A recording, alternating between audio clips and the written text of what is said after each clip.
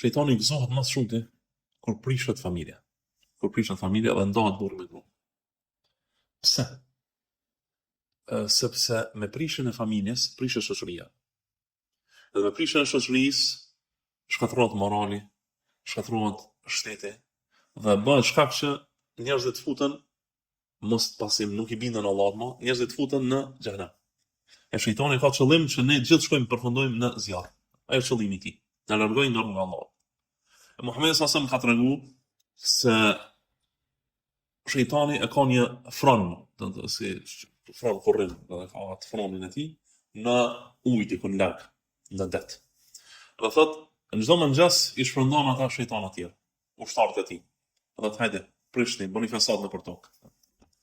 Edhe në mbrëmje thotë i kthehen atij edhe thotë finalin, thotë un kam bë kështu, kam bë keq kështu, kam nxit finalin me bë këtë punë, kam nxit finalin me bë keq këtë punë.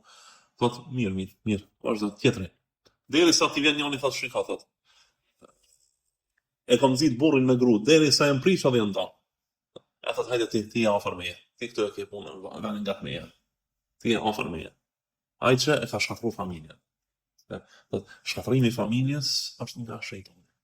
Shkatrimi i familjes, ndarja e burrit pe gruas është prej shejtanit. Duhet me ditë thotë burri edhe gruaja me kanë të mëshëm. Me kanë të mëshëm edhe mos marri me duruni e tjetër. Pastaj me bë sabër ndaj një tjetrit, edhe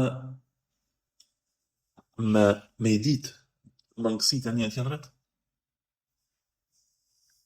edhe me mbulu ato, duke edhe me mendu të mirat e një tjetrit. Sa pejgamberi sallallahu alaihi wasallam ka thënë la yafraku mu'minun mu'minatan idha sakhita minha khuluqan radiya minha akhar. Thon besimtari ka thënë mos të urrej besimtarët, atë burri mos të urrej gruan e tij, qëllimi është. Nëse ja urrem thot një ahlak, një sjellje të saj thot, ja don thot një sjellje tjetër. Për shembull, secili prej neve ka gru, edhe gruaja ka të mira ka të këqija. Ti tash kur shkon te gruaja jote, mos i mëno të këqijat e saj, po mënoj të mirat e saj. Mënoj të mirat e saj. E bën një punë keq, mendoj atë punën që e bën mirë. Edhe mendoj atë mirën, mos ja mendo të keqen, mos e zmadho të keqen. Mos e zmadho të keqen. Bëhu nganjëherë, kinse nuk po i sheh disa gjëra, po nganjëherë keqen nuk po i dëgjon disa gjëra.